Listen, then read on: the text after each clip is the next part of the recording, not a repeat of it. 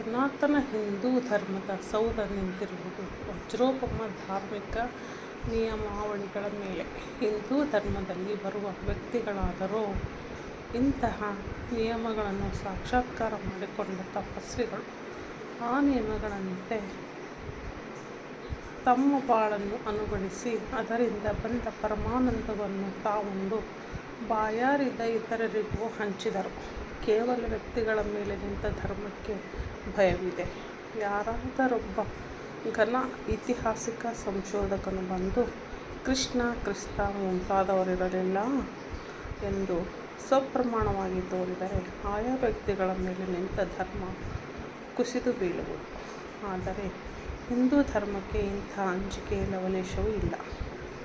ಹಿಂದೂ ಧರ್ಮದಲ್ಲಿ ಹೆಸರಾಂತ ರಾಮ, ಕೃಷ್ಣ ಮುಂತಾದವರನ್ನು ಕಾಲ್ಪನಿಕ ವ್ಯಕ್ತಿಗಳೆಂದು ಅಲ್ಲಗಳೆದರೂ ಆ ಧರ್ಮಕ್ಕೆ ಸ್ವಲ್ಪವಾದರೂ ಧಕ್ಕೆ ಬರುವುದಿಲ್ಲ.